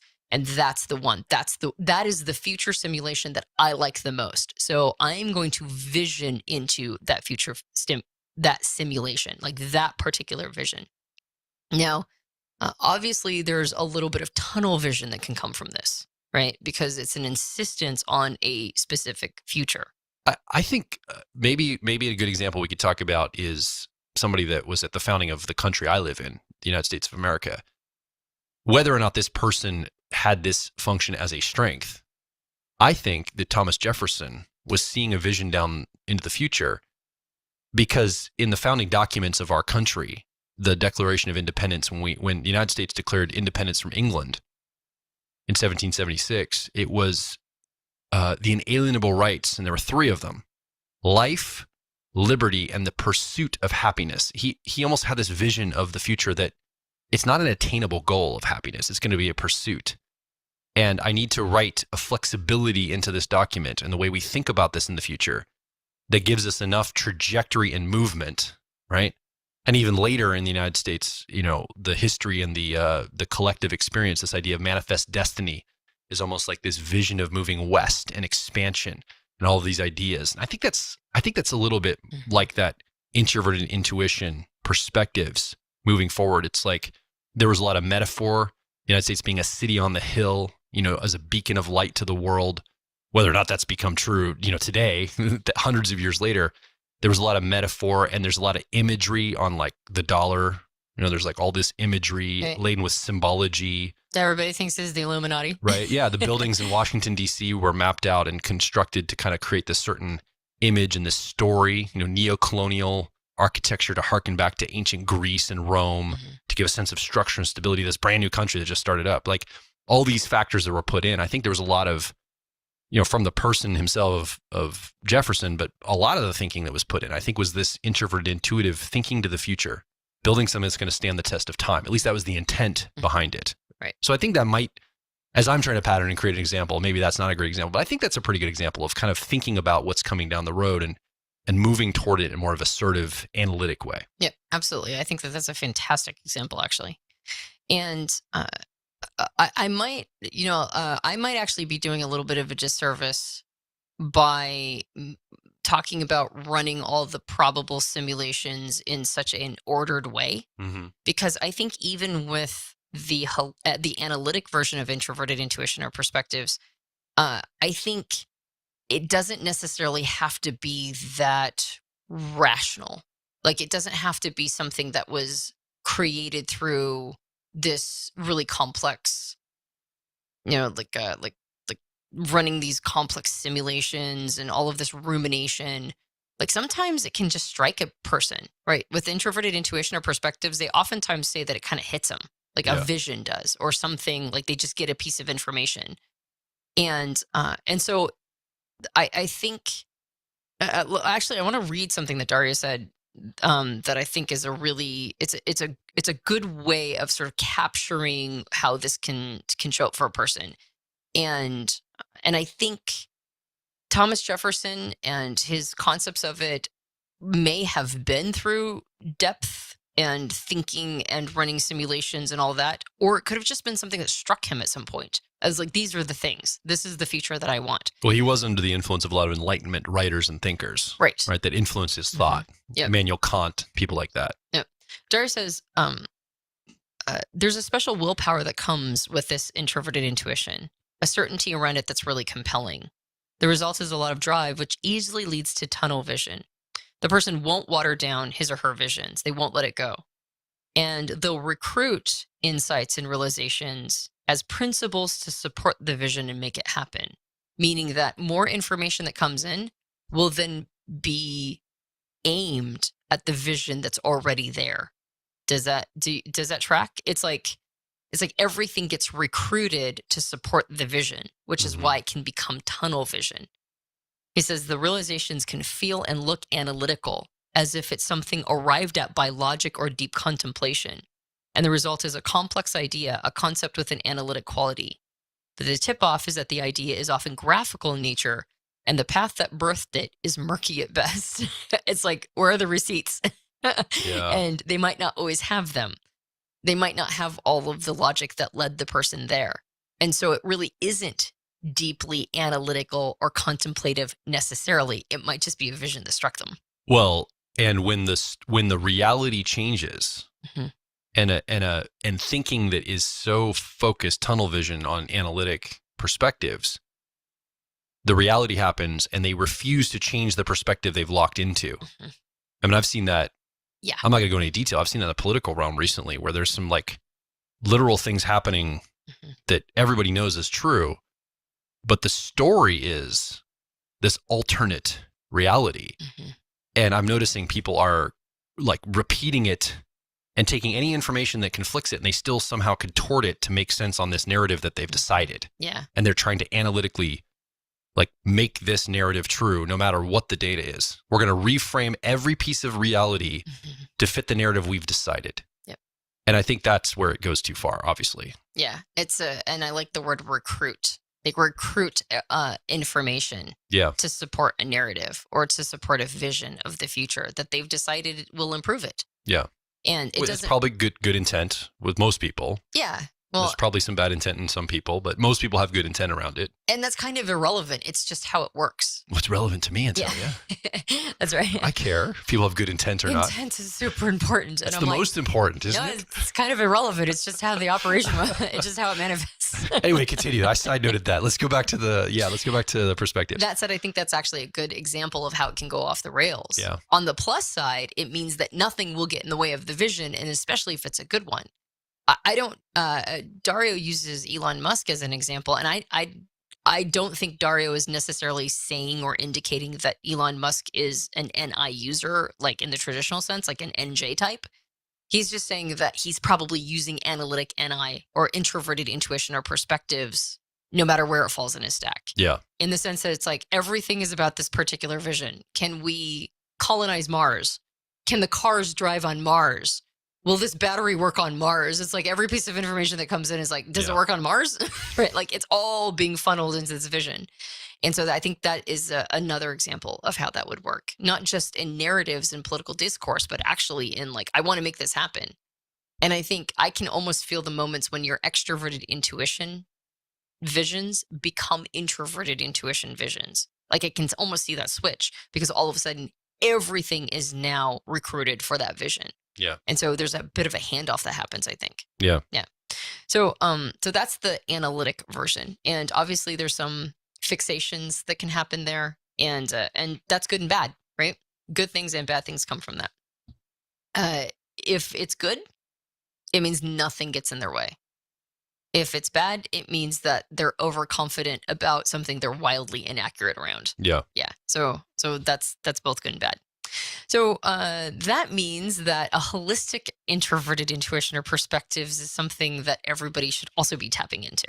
So let's talk about that one. Dario calls this one the oracle. And as with all the holistic functions, it's receptive, right? So it's more allowing patterns to emerge. It's more receiving the patterns in. And this would be more the perspectiving, the sort of seeing it from a bigger picture, right? Allowing more information to come in and make the patterns more and more obvious. Yeah. A real great example of this, Dario at our profiler training events often, or any of the events he comes to, he'll often do an evening session with some of the students where he guides them through Jung's active imagination sessions. And it involves like quieting the mind, sitting there, observing an image, listening to some drums, and then using your imagination. And active sounds like you're asserting something. So active does mean you're taking initiative, but it is a holistic activity because you're looking at this image and you're waiting for things to come to you.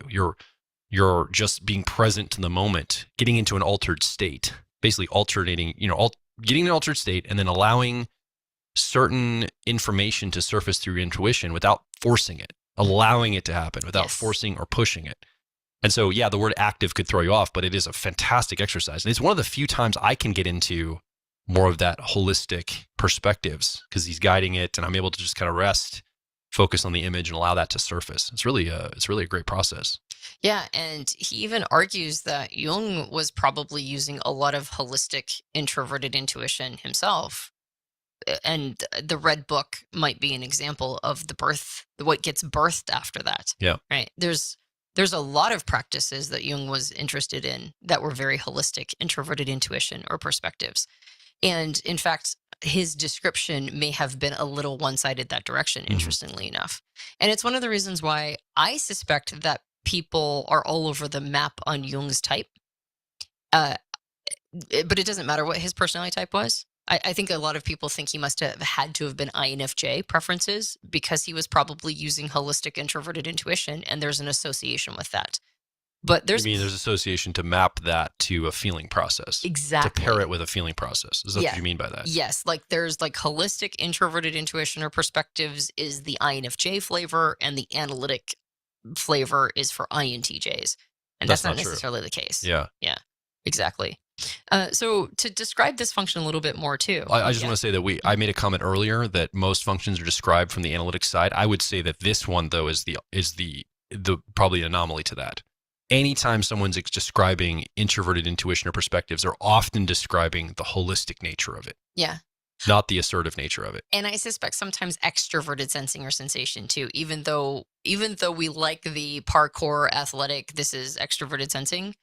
I think that whole like pleasure, senses, like just taking in information with our senses tends to be more holistic description too. Yeah. So there's a couple of them that trend that direction. I'll think about that one. I don't know if I agree about that one. I But definitely think this this one. perspective's one. Yes. I don't know about that one. Let me ponder that one. But I think this one definitely is described more as the holistic. Yeah. When Well, you read a book or understand information, and it goes all the way back to Jung, writing Yeah. it that way. At least Isabel Briggs Myers described it in a extroverted sensing or sensation in a holistic way. She Okay. did, and then I think she encouraged other people to do so as well, Gotcha. because that's probably the version she was using in her chat, Sure. as a shadow function.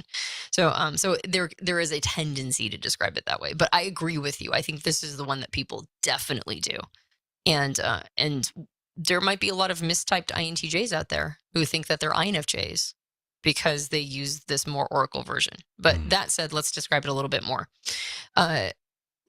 It's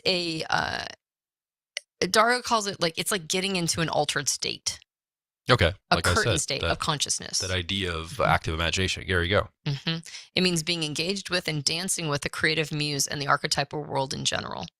That's why he calls it the Oracle. It has kind of an otherworldly feel sometimes, particularly to people who are not using it. It's Jung called introverted intuition as an organ of imagination, and that's what the Oracle version does. It feels like an organ of imagination. Yeah.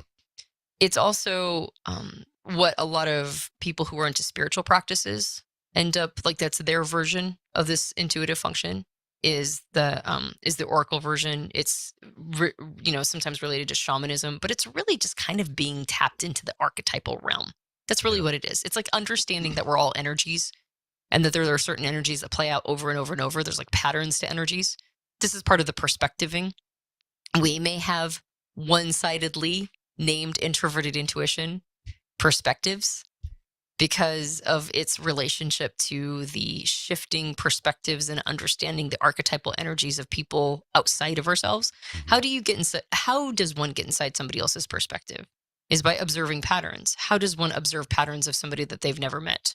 Right? They do it by understanding archetypal energies, that there are certain patterns that are timeless. Yeah. And there is a timelessness about this function, as opposed to the analytic version, which is very future casted, right? Is very much looking into the future and driving towards the future. Yeah. There's a timelessness about this function, more associated maybe even with like an extroverted intuition timelessness. Yeah. Right. Well, it's because you're tapping into archetypes that have been here forever, and you're thinking about what they mean for you now, and then the implications of them in the future. And so it's like this whole broad timeline, whereas that analytics focused on what can I make happen in the next 10, 15, 20, 500 years, whatever. Yep. there's also an ability to hold, he calls it multiple blurry visions at once for themselves and others. Yeah. And this is a function that's very tapped into like sort of how things can transform, Yeah. how things can change. It's more associated with like personal development, right, than it is necessarily with like making something happen. And so that's the receptive part. The receptive part is being open to transformation and being open to how things change and alter through time and how we get closer to our archetypal energies and sort of flow through them, which I think is why it tends to be associated with like a spiritual component. So I have a fun, completely absurd question that doesn't actually have a right answer or even an answer necessarily, but just speculative. Nostradamus. Mhm. If you think about him and predictions, do you think he was more, I mean, I don't know what his personality type was, but let's just assume he was using perspectives, introverted Yeah. intuition. Do you think that's more analytic to predict what's going to come in the future? Or was he more tapped into and kind of the archetypical energies and tuned into it? And that was predictive, or was he blending them together? And that's why he was so powerful, is because he actually was able to dip into both sides. And that's why his predictions were so refined. And we've seen some of them, I mean, Yeah. ostensibly come true or whatever, whatever the consensus is, but Yeah. maybe that's really what it is. Or like the book of Revelation, Yeah, right? John. And Apostle John, or like all of these people who have been predictive. After reading Fourth Turning, and Fourth Turning is here, and sort of understanding generational theory, I'm Yeah. like, if you get tapped into the archetypal energies of the cycles of seasons and lives, I think you can do a pretty good job about predicting what's coming next. You can start making tons of predictions. Yeah. And they'll probably come true because you're tapped into the cycle of events and Of how things happen. right? Yeah. And how they tend to do so in a spiral and cycles, that sort of thing. So I would not be surprised if people like Neil Howe and Bill Strauss, at least one of them probably had introverted intuition or perspectives, and they probably had a really good merging of the analytic and the holistic versions as well. Yeah, maybe So one is each or whatever. We're making a case for rounding this out in your personality. If you're listening or watching along, think about yourself. No matter where these functions fall for you, there's a way to lean into the other side of the energy. Mhm. And I think there can be a lot of power there, because you're basically now just not walking around right-handed. You've got your left hand too, right? You've got both sides of this function accessible, the energies of it. For sure. Well, and the other thing is, as I mentioned before, the holistic version of extroverted intuition can get a little passive, Mhm. right? And sort of let life happen and assume that the universe will handle everything or whatever, or whatever the story is. God will take care of that. Or the universe, or we're just having this what was the phrase that Mrs. White used in Clue? Stupidly optimistic. There might be a stupid optimism that comes with a holistic version of extroverted intuition or exploration. And there's a drawback to the holistic version of introverted intuition or perspectives as well, the oracle, which is, Dario mentions that they tend to be lazy, Yeah. right? They tend to be passive and lazy and not really making things happen. The other thing, and I thought this was really fascinating. By the way, he calls it a useless mystic, right? Lazy, useless mystic. That's not very nice. Right. Well, that's when it becomes too one-sided and they don't have access to the analytic side. Certainly. And not just disorganized, but mentally confused, right? Mhm. And that's what can happen to the holistic side. And he also said, moreover, the oracle version of this function is largely unwelcome. So in the modern world, individuals who would naturally go here instead easily satisfy themselves with dream analysis, tarot, and fantastical books, fairs, films, games, and so on. So they tend to entertain themselves as opposed to using this in a more proactive way. And so they become lazy users of the oracle version of introverted intuition or perspectives by just going, well, I'll just read tarot. Yeah. Right? As opposed to bringing it to the world in a more actively shamanistic way or something to that effect. Where in Western culture do we have room for shamans? Good question. I mean, clearly it's going to be in fantasy. It's going to be applied to fantasy and, gameplay and just kind of checking out and being over here to the side, because there is no place for that right now in Western culture. It's very much demonized, and it's not accepted. If you come in and you have some kind of, I'm imagining anybody that way would be just disregarded in most circles, most contexts. Yeah, which is why it's so important to make sure that one mirrors it with the other side so Yeah. that they can make change happen better, right? Yeah. There's a vision of finding a place, like in society. And I know plenty of people. I mean, I actually have a friend who has INTJ preferences, who is a shaman, and he lives in San Francisco. Like, maybe you have to move to San Francisco, I don't know, but it's like there are places and one can carve a path for themselves. Yeah. And so they can have a vision for their life, even if they are the oracle, right? And they can marry those two versions and become something more, find their path, find the thing they're supposed to be doing, as opposed to passively going like, well, I guess I'll just do tarot and call it good.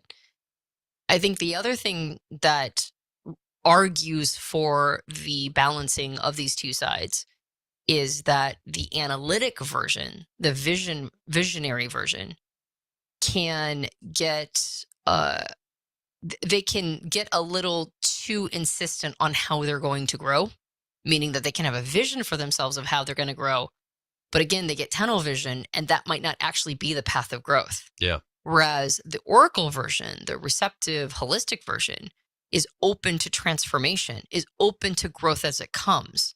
So the merging of these two means that the more holistic favored side is open to transformation and growth, and however it happens, but needs the analytic side to have the drive to do it, to make it happen for themselves. And on the other side, the analytic version that has that drive needs to have more of the holistic oracle version, so that they don't get too insistent on how it all pans out and actually miss opportunities of growth, maybe even be regressive, maybe do spiritual bypasses because they're not receptive enough to alternative ways of growing. They've got too much of a tunnel vision. So when you marry these two sides together, I think that's when real transformation happens. Just like when you marry the analytic version of extroverted intuition and the holistic version of extroverted intuition, that's when you're selling the right things, right? You're marketing something that isn't just an idea that has captured you and then you've moved on. You're also being part of the process of allowing it to merge too, and then making this whole thing, like seeing the bigger picture while you're moving something forward.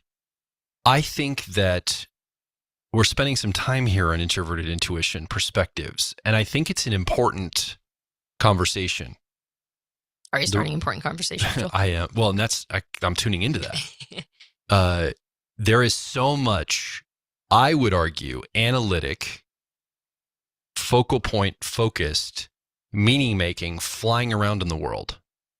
I mean, you could argue it's identity stuff, but I don't think it's identity. I think it's meaning making more. Like when someone puts a bunch of like flags in their profile online for whatever political cause or whatever stance they have, no matter what it is, globally, locally, whatever.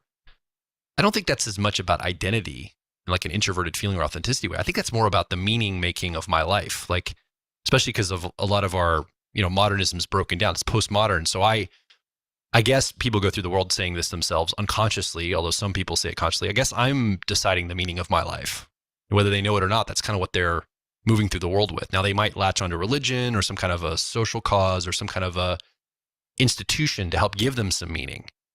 But often people in a postmodern world are left without like already given to the meaning. And so there's a run to try for people to create the meaning and distribute it out top down and say, here's the meaning you should have in your life. This is the meaning. And if you're not in agreement with this meaning, you got to get in agreement with it or you're bad and wrong.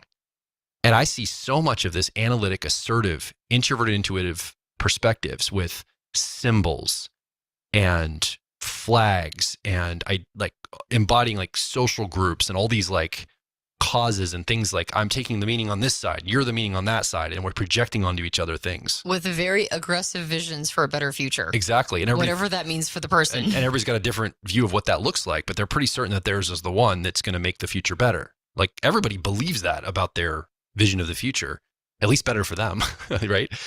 But most people think it's going to be better for everybody. So I see this as kind of this battle ensuing in the meaning making and the I don't know, the discourse of life through all of these, it's a writ large. And I'm getting the impression it's because we have no space or room for the other part of this perspectives process. A particularly Western culture will not allow it to exist in a real, practical, visceral way. We only will allow it I mean, sometimes sensations like this too. We only allow it in sports or athletics. We don't want people like climbing trees. It's too unsafe, or, just doing things that are physically like whatever makes sense to them. Just go the direct route. No, you got to take the sidewalk. You can't just walk across that. That's too dangerous to walk there. You might get hurt or something, right? So just like with the sensing world, we have to channel every expression of sensing that's not like contained. We're like, oh my God, we got to contain it and put it to some kind of sport or some kind of activity that has something that captures that. So it's not just rogue, and like people get fearful of it. I think people are fearful of this more holistic perspectives. Yeah. They're like, what does that mean? Does that mean some will undermine the aggressive perspective I'm trying to force in the world of the narrative that I think the world, fill in the blank of whatever cause or whatever framework you have. I don't even want to name one because I don't want somebody to latch on the specifics of it. But you could take something that's a cause or a viewpoint or an economic persuasion, capitalism, socialism, communism, something like that. These are all viewpoints and perspectives of how the world should be. And it's kind of a bully, I think, in our modern space. Mm-hmm. And everybody's trying to force me to make the meaning they want me to make. Yeah. And they're trying to force you listening and you, Antonia, to make the meaning they want you to make. And then there's fighting meanings and fighting conflict. And it's like, where's the shaman that's going to kind of just be present to all of it and allow the meaning to emerge rather than trying to top down force it through? And I think that's really the missing energy in our world. There's a lot of missing energies, but man, that energy is missing like crazy. Would you agree? It's a rejection of that level of, like, I'm using the word spirituality because there is a spirit quality to it, but it's a rejection of those things. And it's primal, Mhm. it's spiritual, Yeah. it's shamanistic. It's not rational necessarily. Right. Like in a Western mindset, A plus B equals C rational. It's got a whole different thing going on over here. It's a whole different thing. And it reminds us that transformation isn't something we can force. Yeah. That's the reminder of the oracle or the holistic introverted intuition, is that transformation can't always be forced. It can't always happen according to our vision, our tunnel vision. Or top-down vision. Mhm. Yeah. Yeah. Like most transformation is bottom up, actually. It emerges, it happens over time, and we have to be sensitive to opportunities. And so I totally agree. I think society desperately needs more holistic introverted intuition. And you can see why it can get edged out easily, because it tends to be lazy. Yeah. Right? Or It's just woo-woo and weird, and people are like, what are you talking about? That doesn't fit the thing that I was taught in school. and I don't mean like necessarily like lazy, it can't do work. I mean, like, it's not. Yeah, it's like if it gets too much pressure or pushback against it, it's not going to necessarily stand its ground. Yeah. So we need more of that energy. And so if a person is a native user in that way, like that's the way they trend, then them having enough of the analytic version to make sure that they make a space for themselves, Yeah. and they have a voice, and they say, like, there's more here, and maybe your vision is just your vision, and maybe it doesn't need to be pushed off on everybody else, and maybe transformation happens to some extent more organically. I'm not saying that there's no place for the visionary partner. I don't think you're saying that either. Oh no, it's great. It's very useful. Having a vision for a better future, I think, is part of what makes us human. And also sometimes we need to like let off the pedal a little bit. I'm talking to you listening right now or watching. You have a more holistic perspectives, no matter where it falls in your personality. I'm talking to you to say, don't hide it. Right. Don't fear it.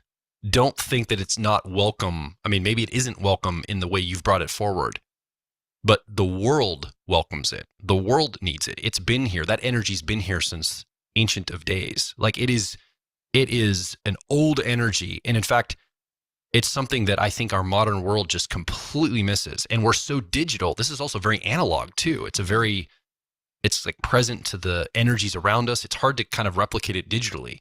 And so I think even as we move digitally, we're missing more and more of this in our world.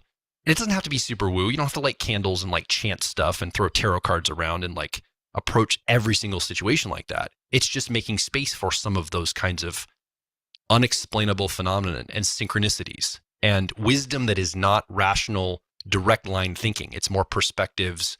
It's more opening space and being receptive to the energies at play.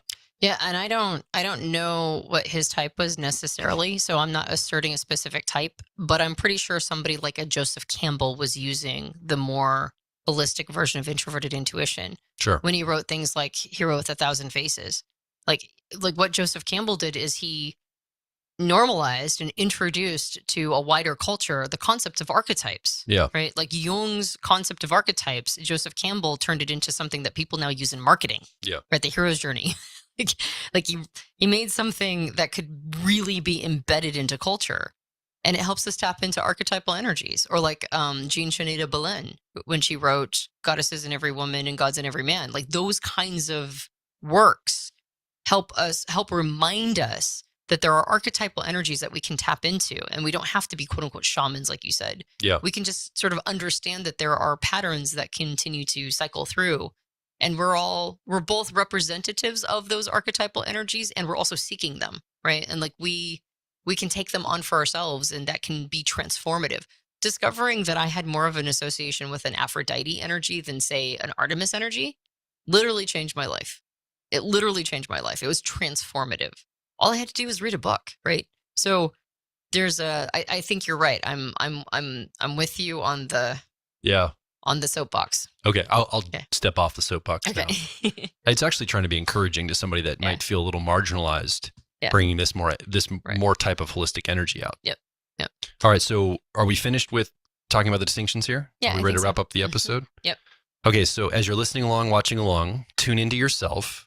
Again, if you're an NJ or an NP, you're going to use either extroverted intuition or exploration, or introverted intuition or perspectives as a strength, way to perceive the world. But every single personality type uses these two functions. It's just a matter of where, how much, and which energy. If you kind of tune into this part of you, are you more analytic or are you more holistic using that function? Mhm. Like, which way would you say that you tip in your life? Yeah. So come over and make your voice heard. Let us know underneath this podcast what's coming up for you. You can ask a question, share a comment, or more importantly, share your story, which is a compressed experience in your life. Maybe you have a great story that would showcase analytic or holistic, kind of like I've been sharing some of my stories and Tony's been sharing some of her stories on some of the things and the ways these show up for us. We'd love to see how these show up for you.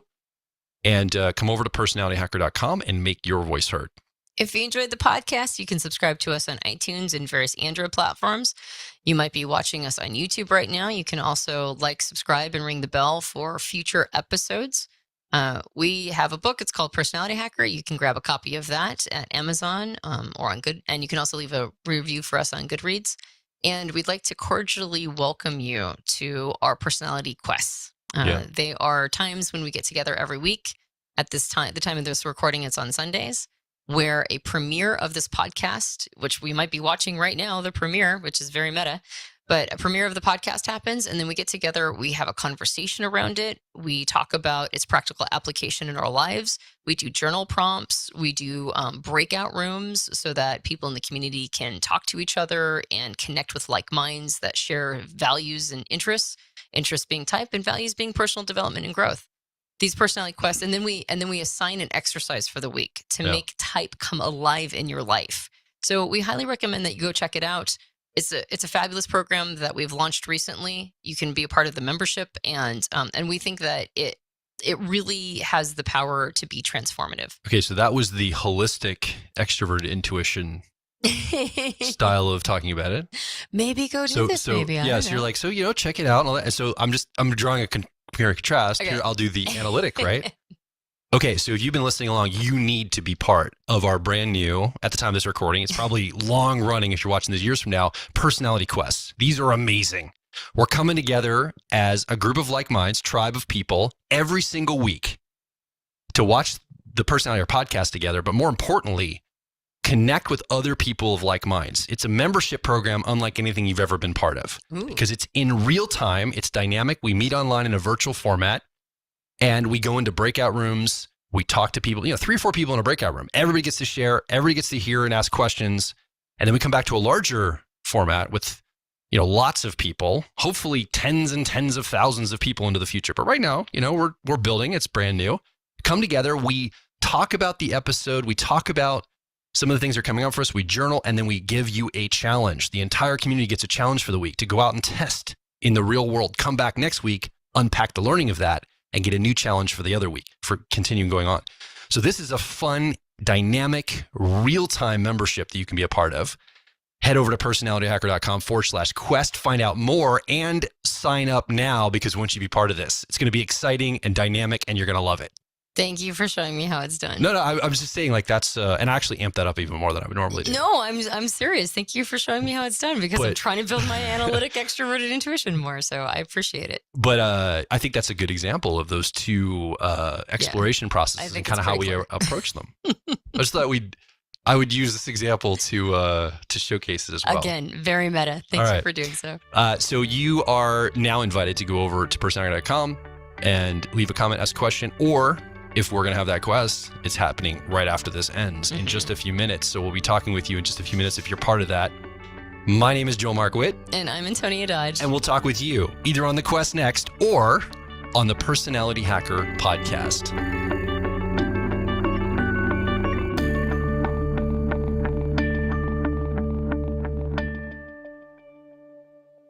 All right, we're live again. Welcome back to the live stream here at the Personality Quest.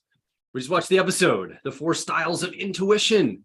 So we're talking about introverted intuition, what we call perspectives here at Personality Hacker, or extroverted intuition, we call that exploration. And we were really tuning into the idea of analytic or holistic, assertive or receptive energy around these cognitive functions. So if you're just gathering with us here on the live stream, you will see a few people here: Christian Rivera, Antonia Dodge, Jonathan Harden. Producing is Karina Gunyan.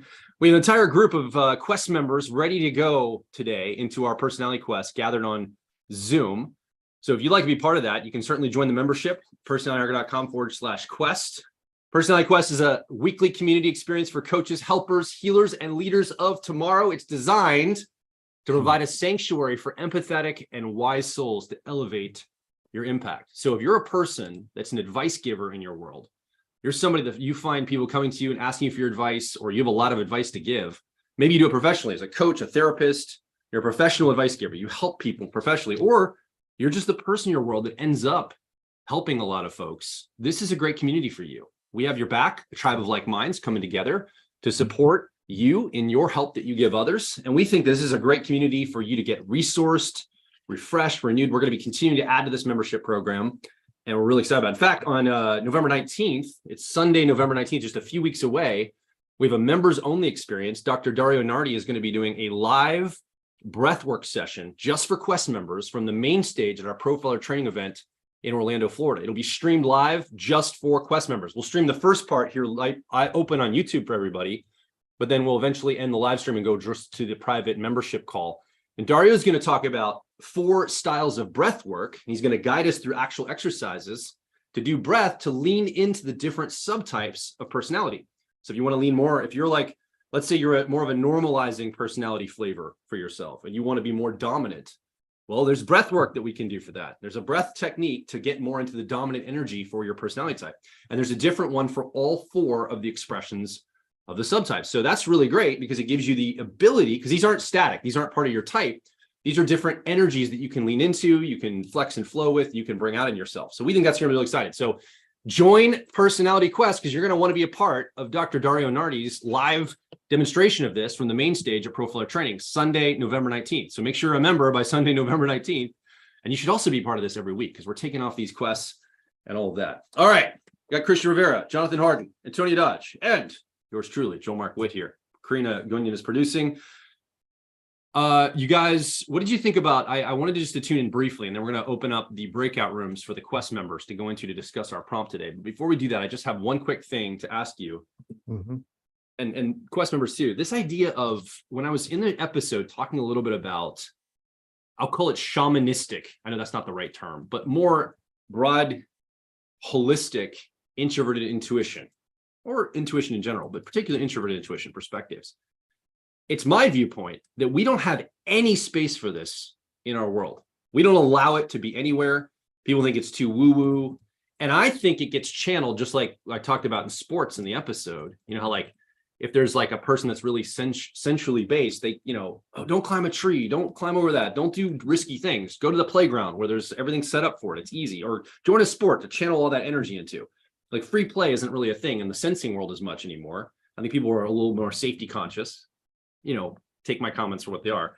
But I also think intuition, it's like, it's channeled. And I think the rise of things like role-playing games, things like people that are into maybe like Pokemon stuff, even into adulthood and collectibles and all these kind of gameplays, like Magic the Gathering type of games, Dungeons and Dragons. I think it's an attempt to find a container, just like sports for the sensing world, to focus and channel intuition as if it's just it's like a token. It's like a little extra you add into your life. It's not really needed. It's just something we need, like gameplay, like sports or something. It's just an extra. And I think we're missing a lot on that. Would you guys agree? I think there's so much more intuition can bring to us in a real way. Yeah, I mean, I think my mind immediately goes towards like yoga and meditation as being something that's becoming more popular, but it's also being sort of extracted as more of a physical activity or something you do together, as opposed to more of a just a mental practice or just a tuning in practice. It gets a little bit co-opted as like the idea of yoga, for example. Yoga means union. Yoga as a bigger picture concept. It's not about twisting yourself into a pretzel. There's a lot more to it than just that. And there are access points to yoga meditation studios and stuff like that where you can go there and tune into those aspects, but it still feels very like contained. It's very much into those singular experiences. Or it's like you go to church once on Sundays or something like that, or maybe on a Wednesday night or something, and it's like intuition is reserved for these moments. Introverted intuition in particular is like reserved for these moments. So at least that's what comes up for me. I'd be really curious, Jonathan, because you're way more tapped into NI than I am, if anything's coming up for you around this. Yeah, I think meaning making is a great way to think of the oracle or the shamanistic introverted intuition. And I think, Joel, you're totally right about the rise of things like role-playing games, Dungeons and Dragons, and Magic the Gathering, because people are using the cards and the dice to extract meaning. What does this mean?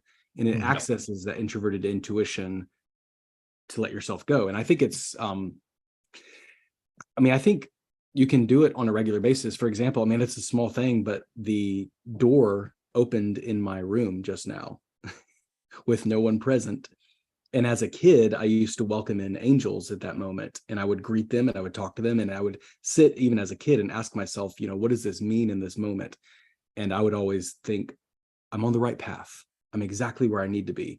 So, wind for me is always meant something. Air moving past me, whether I create it by going on a bike ride or whether it is a door that just randomly opens because of some current, it means I'm on the right path and I'm doing exactly what I need to be doing at this moment. Yeah, something to that end too. You mentioned just like, you would welcome in angels. It's like we have that concept of angels in more of a Christian Western religion aspect, but even you think about ghosts, you think of spirits. A lot of people are scared of spirits and representations of those kind, like there's a lot of symbology that has a lot of fear surrounding it. Whereas you think of maybe Japanese culture has more of a friendly, welcoming. If you watch like a Miyazaki film, like Spirited Away or something like that, ghosts all have different personalities. They're just like something that are ever present in our lives, not something that's scary, and being on the precipice of Halloween. I thought that was interesting to bring up a little bit as an aspect of symbology and spirit world and these kind of aspects that seem to be typically seen as a little bit more fearful or something that we can have negative narratives around, or at least maybe it's my bias as a six function and I noticing those things, versus sometimes Eastern culture seems more friendly to that oracle NI in my opinion. Yeah, Western culture seems to poo-poo some of the intuitive things, I think, in a lot of ways. I think we're starting to weave it back in. But I see a push towards science and the hard sciences. But in some ways, people's relationship to science now feels kind of like an analytical introverted intuition. Yeah. Like less than introverted thinking, right? Yeah. It's like less the scientific method, which is a process for something, and more like in this household, we believe in science. And I'm like, right. Not sure if that's the right way to construct that sentence. Yeah. There's also like the James Webb, the James Webb telescope had launched, I think it was earlier this year or at the end of last year. and I saw a lot of people getting the new images from space, from deep space.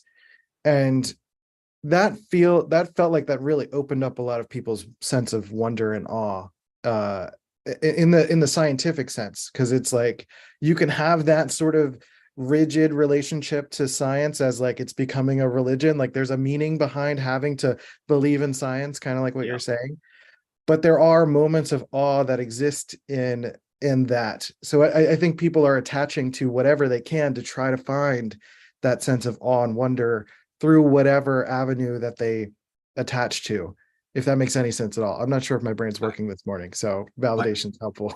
I'll put a period. I'll put a period on that, Joel. I think the reason analytic, introverted intuition is favored is because you can easily compete with it. It's a lot more difficult to compete with something that is holistic. That's probably very true. I Yeah. think that's a great point. Okay. I want to, Antonia and I can keep talking with this, but in a moment here, but I want to send Christian and Jonathan and everybody else that's our Quest member that's here on Zoom. We're going to open up our discussion rooms here. I'm going to tune us back into a discussion prompt to get us started this week. Antonia and I'll be here with people on the live stream for a moment, but when you all come back from those breakout rooms, we're going to go ahead and end the live stream and join you in the private Zoom membership call. This week, we gave a quest. Last week, we gave a quest for you to test in your real life this week. Go and tune into the intuition around you and look for totems, like actual objects that mean something. They have a meaning to them, like they have some kind of a, I don't know, something baked in them that means more than just the object themselves, or a symbol that means something to you. So that was one of the quests this week, is to go and think in terms of the intuitive things around you in your life. Like, for example, I have a totem, and it's also a symbol of Zeus head on my office wall, as an example, right? That was one of the things that I tuned into this week. It's like, I have this, it's like, what is it? Functionally, it doesn't do anything. It's decorative, but it definitely has meaning to me of power and, thinking in terms of if I get struggle, like, no, there's ways to see clearer, get a higher viewpoint of something, take control, take charge of things. Like, it has a lot of meaning and it's personal to me. And there's a lot of these different types of totems and symbols in my life. And my guess is that even if you have sensing preferences, you probably have something in your life that's a totem or symbol. So today's question prompt, as we get ready to open up and go into the breakout rooms and discuss, because we're going to put people that are part of the Quest membership in three or four people groups in the private membership call. Here's the prompt for this week. Are you drawn toward totems and symbols in your life? Why or why not? How would having more totems or symbols in your life bring more meaning? So I want to put 15 minutes on the clock and talk a little bit about this idea of having totems and symbols in your life. So are you drawn toward totems and symbols? You know what I mean, right? Symbology, totems. You might have some art on your wall. You might have symbols around you. They could be physical. Like, we came back from Egypt and brought some like physical things back, like carvings and things. These have meaning for me from a trip, and they also have some abstract meaning for me. So they totems in your life, or they symbols, tune into those. And then how would having more totems and symbols in your life bring more meaning? All right, we're going to open up those breakout rooms here in the private Quest Call membership. Myself and Antonia will hang with people. Let's go ahead and open those rooms now, Karina. I'm going to put 15 minutes on the clock. And myself and Antonia can hang with people here on the open live stream part of the Quest. But after everybody comes back from the breakout rooms, we're going to have to go and be part of those with everyone to do the open discussion. If you'd like to join us, personalityhacker.com/quest. I think it would be a fantastic membership group for you to be a part of, especially if you're an advice giver in your world, right? If you're a person that gives advice, you're a person that's either a professional advice giver, maybe a coach, therapist, you work in the HR department at work, you're in some type of leadership capacity, and people rely on you to support them, offer, and guide them. Well, this is a perfect opportunity for you to come and get supported in your life with a community of like minds, people that think a little different than the normal status quo, that are trying to apply personality types and personal growths to our real lives. We want to see how this can actually benefit our career, our relationships, our personal growth trajectory, and all those kinds of things. Mm-hmm. This week, we're tuned into intuition. That's what we've been talking about. Next week, we're going to talk on the podcast and the premiere here, 11:45 Eastern time. And by the way, there's a time change in the United States, so mark that on your calendars. We're going to talk about the thinking functions, and we're going to show you the holistic and analytic expression of both of the thinking cognitive functions. So introverted thinking or accuracy, extroverted thinking or effectiveness. We'll tune into the analytic or holistic expression of each of those. Mm-hmm. Yeah. So yeah, go ahead. I was going to say there's an interesting question or statement or positing in the chat or YouTube that introverted intuition. I'm not sure if there was more of an analytic or holistic bent to this one, but introverted intuition seems to be associated with, like, in spiral dynamics, Yeah. that model, 6, right? I see functions living on a timeline Yeah. that they go through their own iterations. So all functions live on a timeline. I don't think of like An absolute timeline or a timeline for the person. I think it does so in both groups and in individuals. Gotcha. So spiral dynamics is it tracks a person's development through a model on an individual level, but it also does it on a grand scale in a sociological way. And I think functions are accessible at each level of the timeline. Like I mean, a lot of the archetypes that we pull on now were archetypes that were baked into religions during, say, Spiral 3, right? Red, like gods and goddesses that were worshipped, pulled on a lot of archetypes of human characteristics. So I think of them as sort of like they go through their own timelines, and then they go through timelines within ourselves. And I think it's just as we mature. And of course, each level of the spiral expands territory. So the functions grow with the expansion of territory that they can see. Yeah. So introverted intuition at 6 would look different than introverted intuition at 3, because it would be including what was learned at 3, but it would also have an expanded territory to take in, more information. Now, that's not to say that it's more mature, right? There's plenty of 6s out there that see a big territory, but don't have the maturity to necessarily know what to do about it. Yeah. And there does tend to be a little bit of a, Ken Wilber call it the mean green meme, right? That Enneagram spiral 6 or green can get into, where it's kind of pushing its image of the future. So in some ways, 6 might lean towards analytical introverted intuition because it has such an assertive point of view. And I think when it pulls in more of the holistic, as we were effectively talking about on the podcast, that's when you get a more balanced person and a more balanced perspective of what can happen at 6, and it doesn't turn as mean and green, right? Yeah. And if you're just tuning in and you're like, what is she talking about? Spiral dynamics. We did a podcast about this a few years ago called the Graves model. Claire Graves was the originator of this system. And I think it's called Graves model, spiral dynamics. And we go into depth of the system that she's talking about, this timeline or perspective, scaling out and seeing a bigger, broader picture. So that's part of or we're sorting some members here. You go ahead. I mean, you can go ahead and sort members. So a few members are just joining the Zoom call. So we're sorting them into the breakout rooms for discussion while we're hanging here with you on the live stream. By the way, you should be part of this. If you've thought about, man, where do I go to gather with people in real time that are interested in personality types and personal growth, the intersection of those things, and in a real way, not just to geek out about it or talk about the philosophy of it or the theory of it, but is there a way that we can talk about it in an application to the self, like in a supportive way in my life, to make it real, something I can actually use, something I can benefit from? That's really what our work here is all about. And so currently right now, if you're just joining us the live stream, we have our Quest membership group is gathered in breakout rooms of 3 to 4 people to talk a little bit about the meaning and symbols and totems in life. And then in just a minute, we're going to end this live stream because we need to go and attend to them. We're going to bring everybody back to a larger online call for members only that we're going to discuss some of these things. We have some journal prompts this week, and we're going to give another Quest challenge for everybody going into next week. In the future, we're going to add some gameplay to this. I think there's going to be some like card decks involved. We also have some technology tracking around it and some other book clubs. We want to do some book study clubs. We want to do some other trainings. And at least right now, once a month, we have Thursday trainings going deep into one of the topics around personality types and personal growth. So you should be part of this. personalityarger.com/quest. Love to have you be part of this membership. What do you think about this idea, Antonia? When I was talking about intuition earlier, you said it's on a timeline. But how I guess the thought I have is people giving themselves more permission to bring the intuitive side of themselves into the world in like a real way, not just in like a hobby way, not just like in the quiet of your home, reading some weird book or something, but like actually out in life, like tuning into the intuitive side of ourselves as we go through life. There's a bunch of information and messages I think it has for us that we're so digital and we're so westernized and we're so in our phone all the time that maybe we're not picking up on some of this other information. It's not exactly rational or logic. I couldn't like make an app out of it. Like it's part of my existence in the world. It's very personal and subjective. Yeah. It's probably why people don't always embrace it, because we feel like if it's not objective, it's not valid, or it's only personal for me. It's not valid in the world out here. But I think subjectivity is just as valid in the external world as objectivity. And I'm not sure why we have that message here in the West as much, but I think that's something that I'd love to see us bring more of. Right. Right? Well, I think it's legacy of modernism.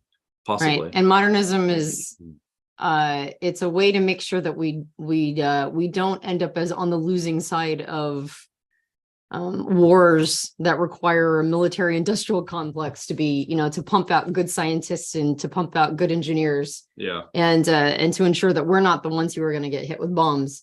And it's an understandable fear. Like if you see it through the lens of like generational theory, the last saculum, the last 80 years ish, has been one of a lot of modernism. And I think we've firmly entered a postmodern world. That's very obvious. And then I think postmodernism's limitations are being illustrated right now, particularly with a lot of fears around disinformation and misinformation. So the next saculum is going to have to figure some of that stuff out. And postmodernism isn't as antagonistic towards like intuition as modernism was. Modernism didn't see its practicality. Yeah. I think the way what we're entering is a time period where tools like artificial intelligence will be taking over in ways we can't yet fully predict. And it's going to be hard for people to not get sucked into a virtual experience where we outsource almost everything. And we outsource our intuition a lot. We talked about how gameplay, going to fairs, or just really insisting that everybody agree with our worldview that we may not have actually constructed. The paradigm, that the vision for the future that we're fighting so hard for might actually have not come from us. It might have been borrowed by the zeitgeist. Yeah. And so I think it's going to be incredibly important for us to tap into our intuition, because there's going to be a lot of information and we're going to have to pattern it really quick for what makes sense.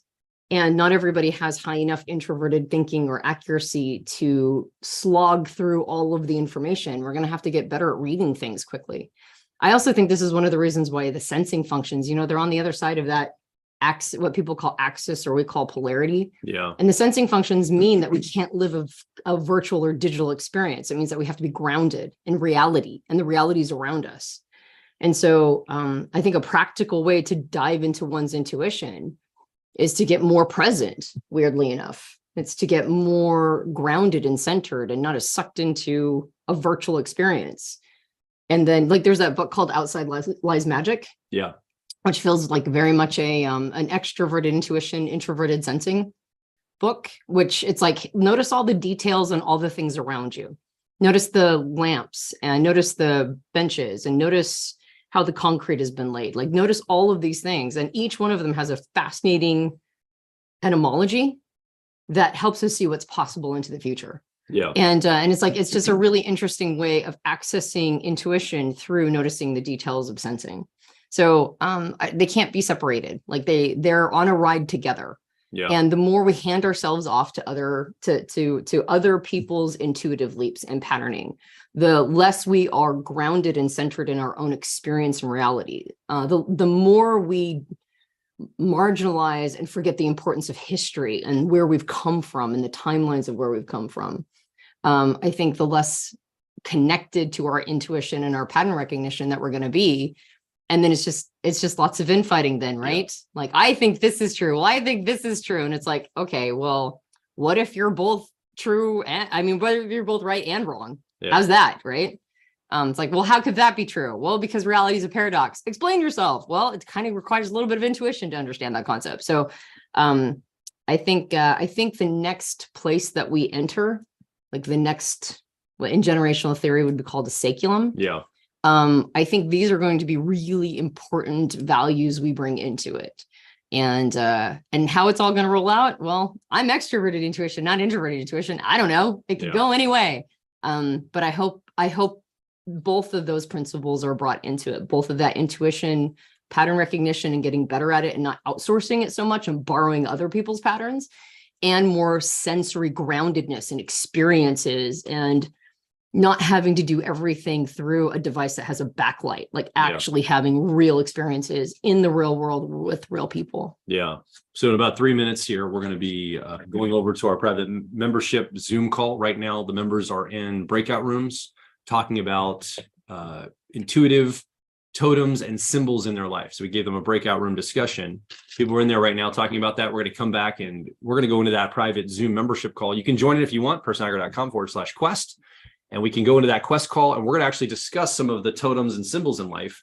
I would say when we talk about artificial intelligence, I think it's going to be on us as humans to purposely, intentionally bring intuition. Because right now I'll talk to somebody and I'll say, oh, here's the experience. Here's the wisdom I know. And they're like, I don't know if I believe you. Let me Google this and check it. They Google it and they check the info. Are you eating? Is that why you're covering your mouth? I took a really big bite because I realized I was going to eat during the breakout room. I didn't know. And I forgot That you have to be on a live stream. that I have to be on a live stream. And Yeah, I had that's like right. one bite left. And I'm like, I Okay. can do this surreptitiously. And it took too big of And a I bite. was wrong.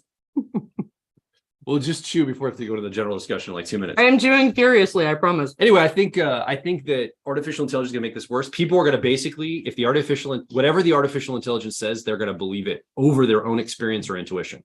That's what's going to end up happening because people already do that with Google now. I can't imagine it getting better with artificial intelligence. Like, oh, AI said this, and we have perfect information. It's trained on the neural net. I'm actually going to trust myself over the entire knowledge of all human history. I'm going to trust my own gut. Who's going to do that? Except for like ISFPs, but like, like I'm kidding, I'm joking. That was a joke, type joke. But the point is, like, who's going to actually like trust their own gut when there's this technology that ostensibly is like replacing God in a lot of people's minds? It doesn't actually replace God, but it's going to be at that level for a lot of people, especially like if they're not used to tapping their intuitive process or intuition. I think it's just going to replace it for a lot of people, and it's going to be online. It's going to be digital, so it's going to miss all of the non-digital aspects of life, the smells, the taste, the touch, the energies, the wind, like Jonathan talked about earlier on the live stream. So I think we're ahead for, just like now, you don't have to go and like be healthy. You can just do whatever you want. Your body will, like, we can keep you alive even if you don't have healthy habits, right? Human technology is such that we can have terrible health habits and we can live way longer than maybe our ancestors did. Yeah, then we deserve, really. Their bodies would have collapsed under the weight of it. But we have modern medicine that keep us alive for a lot longer, no matter what our habit is. Yep. I have a feeling that we're going to be able to not have to go to intuition in the future if we don't want to. So Yep. we'll have to be, just like with getting your body in shape or something, you have to put there's no evolutionary pressure anymore. You have to go and decide to do that. Right. You I have think to it's- manufacture a context that replicates Yeah. how it would have been set up. I think it's going to have to be that way with intuition going forward too. Let I us know in agree. the comments what you think below this video or in the live chat. We have only like about 30 more seconds before we got to go over into our membership only quest call. 30 So, seconds. Thank you for being here this week with us on the live stream. We're excited you're here. We'll talk to you either on that quest call next, if you're going to join it, personaggro.com/quest, or next week, 11:45 a.m. Eastern time. Don't forget there's a time change here in the United States. If you're in Europe or somewhere else, I have no idea what your time changes are. But tune in because we're going to talk about the thinking functions, analytic or holistic, next week. Can't wait to have you join us there live here on Personality Quest. Joel Mark Witt, Antonia Dodge, signing off. Not 8. We're at 7 seconds. All right. Well, peace. 6, We'll 5, talk to you soon. 4, 3, 2. Peace out.